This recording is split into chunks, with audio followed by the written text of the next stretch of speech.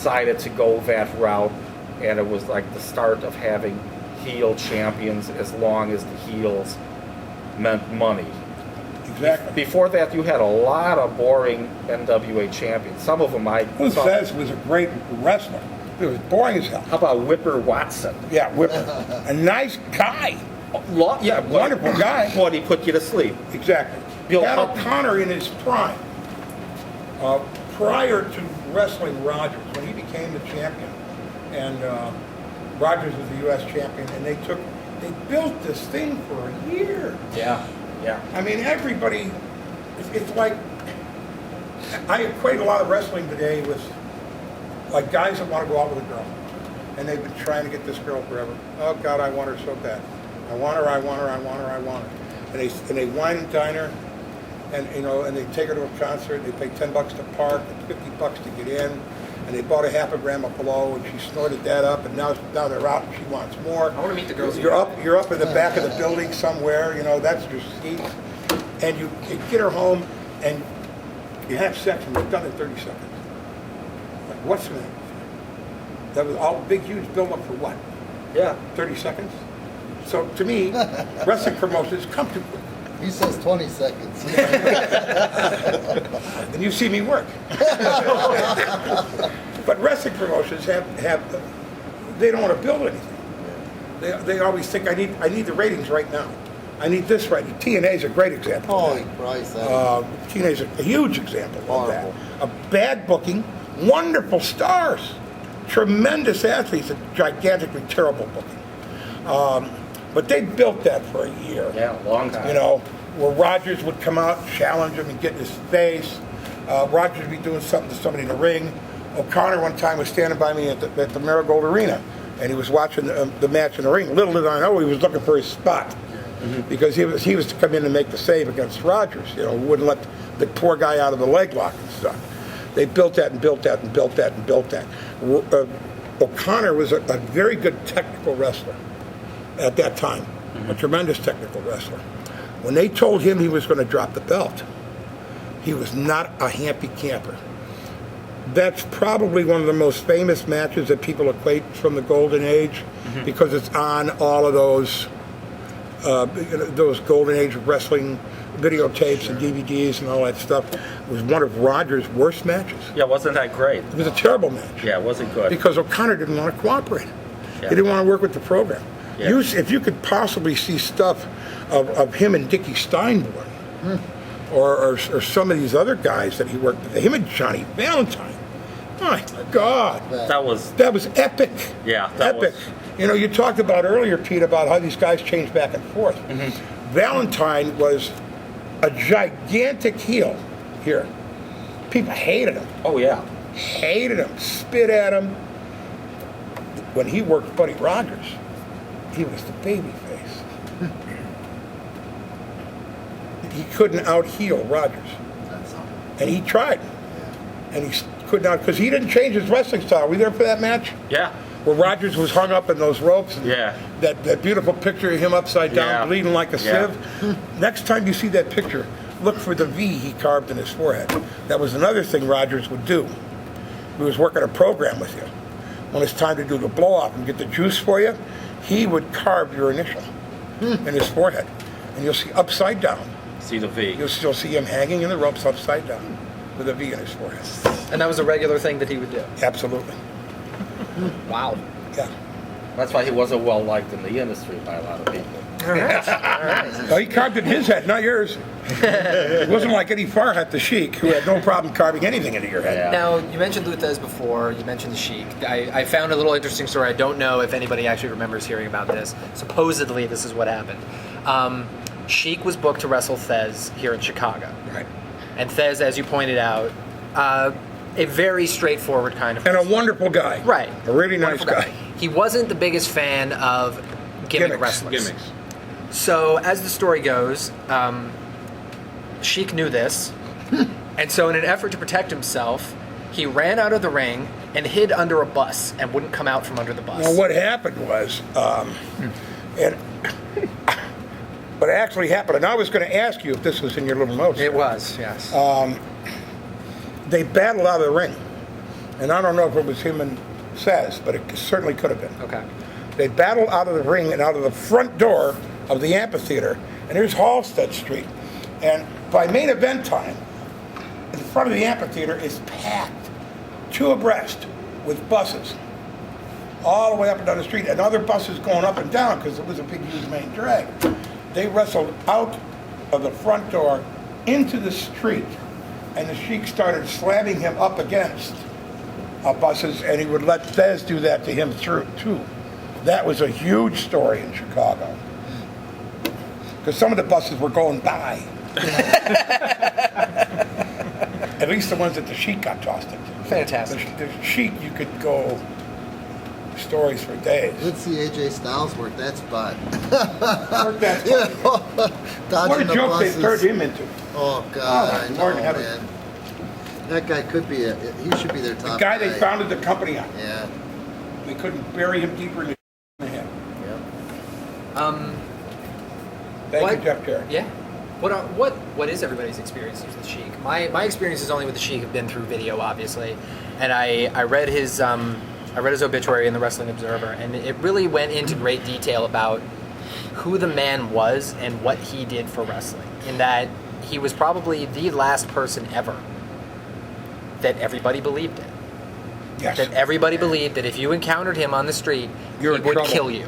As a kid, he scared the crap out of me. Remember that video with him and Creechman, Fire, won't you burn? Did you ever hear that Yeah. one? Yeah, that scared the crap out of me Who as a played that? kid. Yeah, Who played remember? that? Yeah. Who sang that song? Because I just heard it the other night. Iron Butterfly. No. No, I don't know. No, not. I know no, who you mean. Butterfly. It was a 60s band. It was a Yeah. 60s group. I It was- just it heard it. Yeah. Edwin something or other, I think was it. Ed. That scared the crap out of me. And he's throwing the fireballs in Yeah. the video. And What was it like seeing him live? Like, what was that sort of visceral experience? The first time I saw him, he called himself the Sheik of Araby, I Exactly. believe. And that fireball was something that nobody ever was saw. huge. That was a big deal. He had the prayer rug when he came Oh, out, it's- and he went through this whole ritual. And by the time the match started, like I said before, people were ready to kill him. And But that, he pulled 10 minutes yeah, he went through that. taking whole off his Yep. and doing With that the prayer front- rug, man. Yeah. Yeah, because he wouldn't. The fans would scream at him. He'd stand up, and he refused to And do he it. had, he had some jerking He motion. had a Yeah. gait. He had a Like, jerking yeah, motion. exactly. And he always had this crazed look in his eye. Totally. It was believable. He was viable. Worked me for long. And it was a ridiculous gimmick Yeah. when you think about it. Yeah. It's a ridiculous gimmick. A camel But it was so clutch. viable. Yeah. That's how much people wanted to jump into. They jumped into that character. There's a guy right now that I'm working with out of Florida who's doing the Sheik's gimmick with the permission of the Sheik's family in Cebu. I watched the tape of him the other day, and I was amazed. What's his name? Joe, I can't think of his last name. Off the Good top of my sized head. kid? Yeah, good sized kid. Yeah. Yeah. He came down to what the hell do they call it? The studio. Yeah, Tina. Yeah, he came down there a couple of times, and I also watched his DVD with Terry. And I swear to God, that gimmick came because Jeff was trying to locate somebody, Tiger Ali Singh. Right. And I said to Terry, I said, this kid's a great hand. Talk to him about doing that gimmick. They Right. need somebody And for the guy's it. been in business like 10 years. Yeah. He can really But he wrestle. still looks young. He's a good size. Right. kid. But he's got the Sheik's look down Yeah. really well. I don't even think right he's- now I've got him studying all of the Sheik's tapes. Yeah, He said, yeah. you study YouTube, you study the Sheik's stuff. And I said, and them, I've already got people that want him. Yeah. He says in Florida, he can't do that gimmick enough. Yeah. He said everybody wants to book him because it's so wild Yeah. and so off the top. They and act like and, it's and new, he's yeah. though he's very good at it, Yeah. he doesn't have the gimmick down like the Sheik had it down. If But he still. gets that, Yeah. then he'll be hot, gigantically hot. The character like the Sheik, you had to have a manager. Yeah. You know, they had to have a manager because a wild man like that, he can't talk, can't converse. Or be He's controlled. insane. He's insane. So you have to have a guy like Eddie Creechman, who was an absolute genius. He was a genius. You know, Another forgotten man. not a forgotten man, but Which is a a shame. genius. Yeah. Absolute genius. Now he was also the Grand Wizard in New York. Correct? No, No, that was Eddie- another guy. Ernie Roth. Ernie Roth. Didn't he also manage the Sheik at one point? At one Did point Ernie in time, I Roth? believe he did. He did. Okay, that's what. Yeah, he did Ransom too. gives Ernie Roth all the credit for teaching him how to work. I'm sure he does. Thought he was a genius. Absolutely. Well, he is a genius. Yeah, he was a special genius. I think a guy, are you familiar with Ari Davari?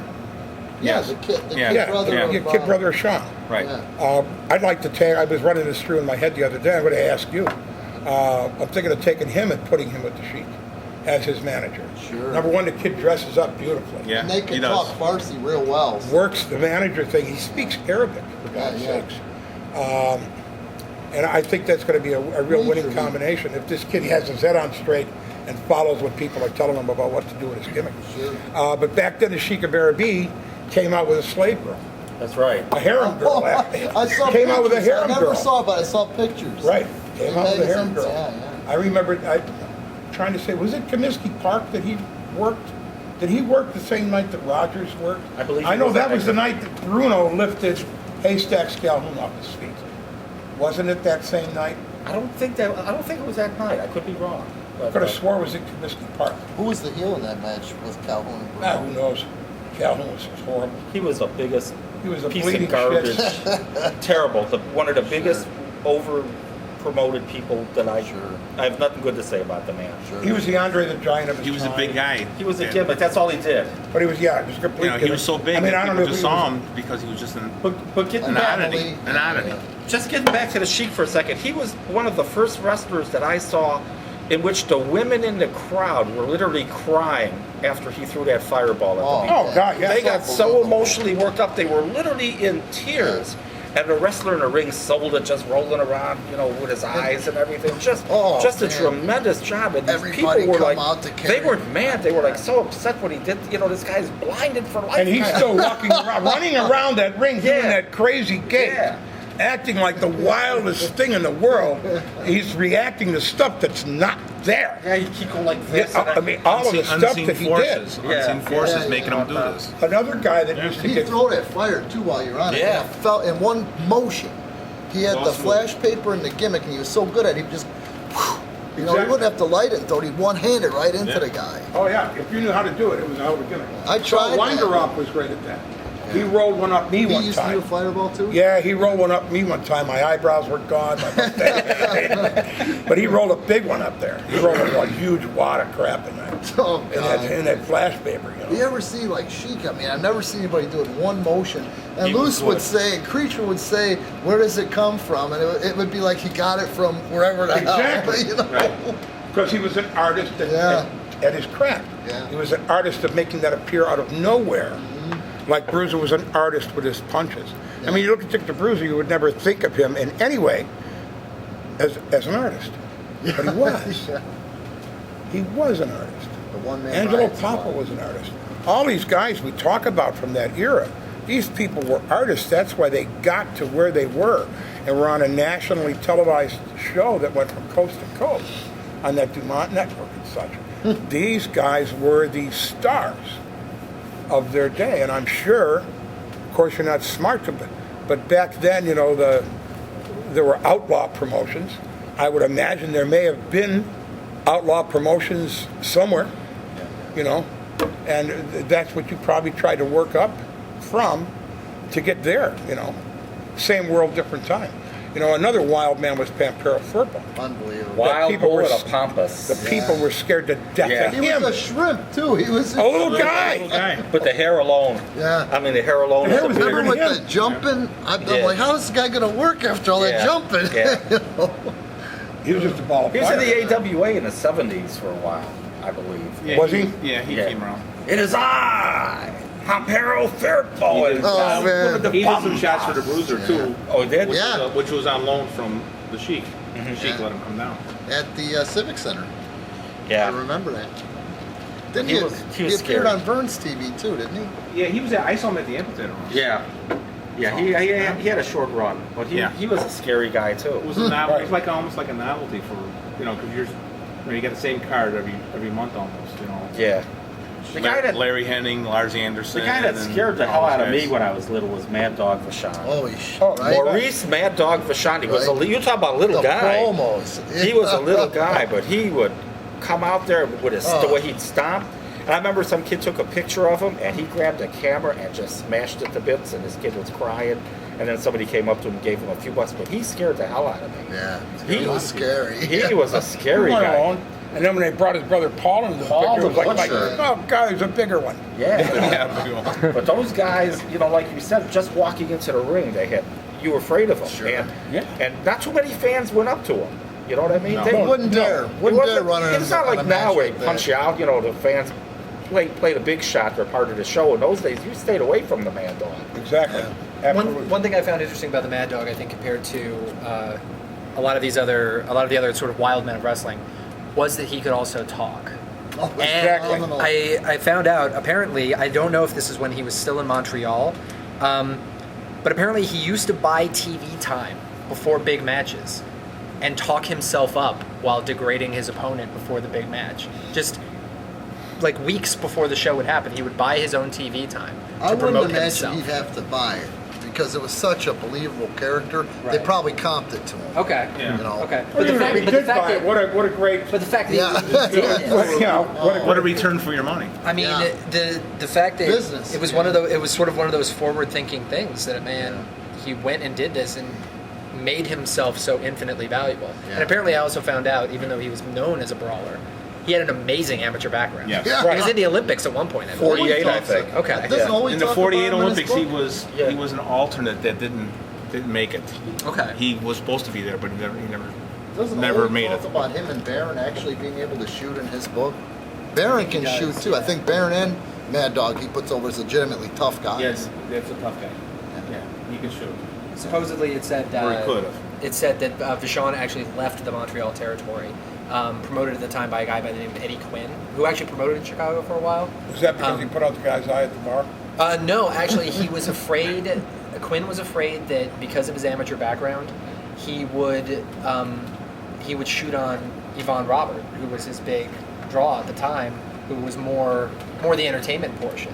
So he didn't want that. So he would barely use him and push him. So Mad Dog was like, well, I need to go somewhere to make money. So off he went down to the States and met up with Vern. Right. So Does anybody know the eyeball incident? do tell. Oh, what I know is that the fan gave him a hard time in a bar Okay. and went after him. And I don't know what he hit him with, a beer mug or damn thing. But Vachon literally tore his eye out of his socket. And I can't remember where that was. If that was in Burns territory or. I know. Because I've Vern, heard the story. he had a big territory there. Right. I have a feeling it was in the AWA because I know I've heard about. You heard that story? I have heard story, a about little that. bit of it, Yes. yeah. Sort of the lore that comes through with wrestling. I mean, Now that's a scary guy yeah. that will actually pop his thumb in your eye and pull it out. Dude, who That's a hell of a thing. Who did I hear about? There's also a great story along those lines. I want to say, as crazy as it sounds, Meng King Haku. Oh yeah. Supposedly he was along those same lines, and I think it was him. I'm not sure. Somebody tested him in a bar, and he took out their eye with his toe. Wow. Yeah. So don't mess with Meng. Talk about dexterity. Exactly. I mean, it could just be one of those wonderful. I shouldn't say wonderful, but one of those Wonderful things that, stories. One of those things that is expanded through Amazing time, stories. but it's one of those things that's definitely there. Well, you know, Legitimate I mean, tough guys. yeah, back then, and I'm not knocking today. I'm sure course. there's some legitimately tough guys in this business today. Well, we should differentiate. I think legitimately tough in the sense that, in I guess what would be considered the original precursor to what is now mixed martial arts, they could handle themselves. Many guys today are tough. Just the wear and tear on your body alone requires you to be tough. Right. But it was more about what your abilities were in a more legitimate setting. Exactly. Say Right. a That's where you legitimate got tough your guy. Ganyas and The Fez Billy is- Rob. The real shooters and Absolutely, the real yes. shooters and hookers. Yes, exactly. Sure. And yeah, not hooker as in No, not paid hooker. for sex. It was an old school term describing a person who was adept at submission wrestling Right. and things like that. So Don't get confused. Fez was, Grab you, Fez you're was not the last going of the, Don Lewin of the hookers. was another hooker. Okay. I remember Paul Christie telling me he was working with Don somewhere, and Don copped an attitude about something that tied him up in a pretzel in the middle of the ring. And Christie looked at him and go, okay, here we are. Now what? And then Lewin got all right and worked the rest of the match. Interesting. You remember Don Lewin and Mark Lewin and Don Curtis. Mark Lewin and Don Curtis. I'm Yeah, sorry. Mark Lewin and Don Curtis. Don Curtis. Were tremendous. He just died, I believe, like recently. Yeah, he did. Within the month. Within a but King tremendous tag team. And I remember their manager for a time in Chicago was the Mighty Atlas. Mighty Atlas. Remember that? I remember him really Maurice well. Shapiro. I remember him really well. The Mighty Atlas. He And was the, like a mid-Carter guy. yeah, the gimmick Built with like a brick shit. the gimmick with Lewin and Curtis, they would not talk. They refused to talk. What And- about Tonga? Did you guys talk about that? Where he took out Jesse Jack Funk's eye? No. Maybe that's sort of the story getting mixed in. Okay, gotcha. We talked about Mad Dog Gotcha. popping that guy's eye in the bar fight. Gotcha. And I guess Ming popped some guy. Yeah, Jesse Jack Funk. Oh, that's who he popped? When he was Tonga. Yeah, he spent quite a while in Puerto Rico. In I thought he prison. popped a mark. No, I guess no. Jimmy Jack Funk. Yeah. Jimmy Jack Yeah. Funk, Now yeah. you're saying it. That, No, I don't care. He was he was trashed and he was beating up on a girl. So Tonga is a lot of things, but that's something that he holds real. You know, he tried to pull him out of there calmly, and Funk wanted to go at it. Tonga told him, "Dude, you don't want to do this," you know. And Tonga was going to grab the gimmick on him and just put him down because it ended peacefully. And when he went to do the gimmick, Jimmy Jack came down to do something to him, and the thumb went right in the eye and took the eye out. So he actually got attempted murder. Wow. And it's still, he can't go back to the island. Yeah, I bet he can. Yeah. all right. Wrestling is fun, folks. Wrestling is fun. You get hurt a lot. Oh, totally. 100% totally fake. Bearcat Wright was a name I saw a lot. Who was Bearcat Wright? What did he do? Why was he always so big? A lot of times opposite Killer Kowalski. He seemed to have a really big series of matches with him. Black wrestler, tremendous wrestler. Okay. Moved around a lot because I heard he wouldn't cooperate. In what sense? Moved around the country a lot. Moved around the country a lot. He wouldn't do the jobs what he was supposed to. Okay. He had a bad reputation on the West Coast for doing that. I think he was blackballed, as a matter of fact. He was doing a program with Freddie Blassie. When I saw Bearcat Wright, I thought he was a tremendous wrestler. I mean, Oh, he was. Tremendous talent. He really could work. But then as I got older, I found out about the behind-the-scenes stuff. But he drew. He was good. He had a charisma to him. I thought he was, way up there at the time. Well, Pete, back then they didn't have many black wrestlers. That's what I was going to say. I mean, you had Bobo Brazil. Yeah, Art Sailor Thomas. Art Thomas came into the picture. sure.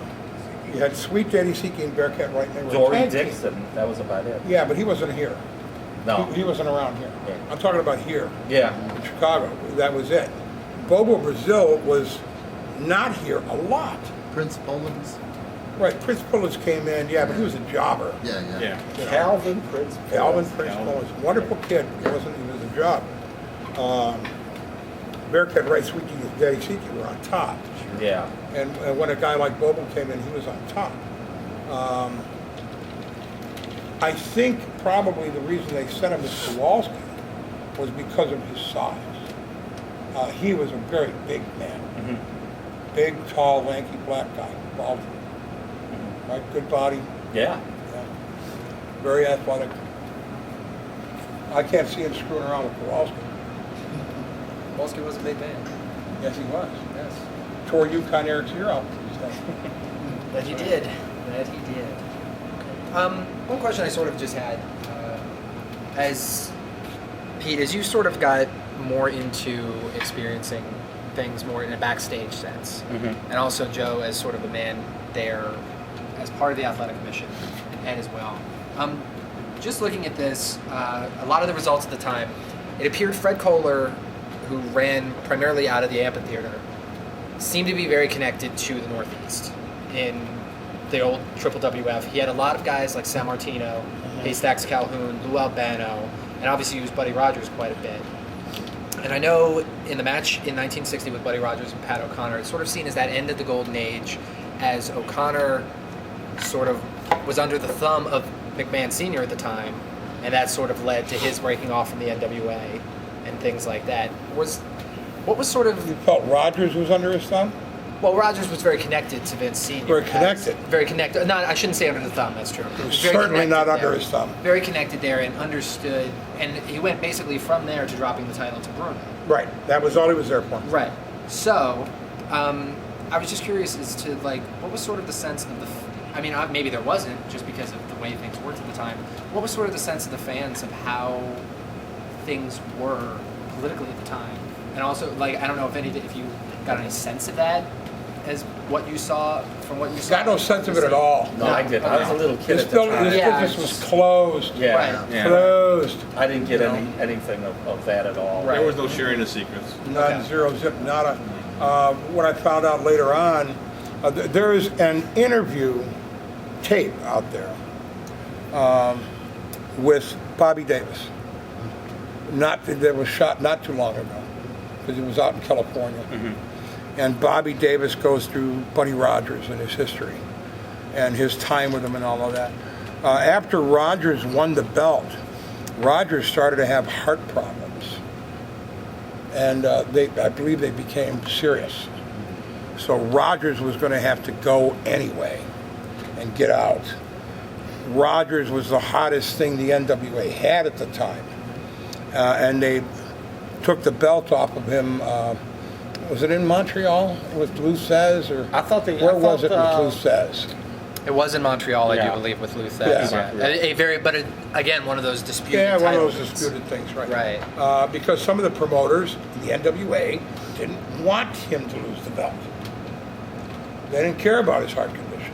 Sure. He was drawing He was huge money. Yeah, meal ticket. Let them die in the ring. The business is built on money. Yeah.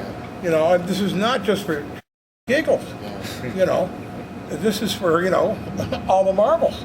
And you want as many marbles in your sack as you can get. Yeah. And if you can't draw the money, you're not going to draw the crowds. You can't feed your kid. You can't get them the turbo dude with the kung fu grip on Christmas. You got to be able to do all that stuff. And so a lot of the promoters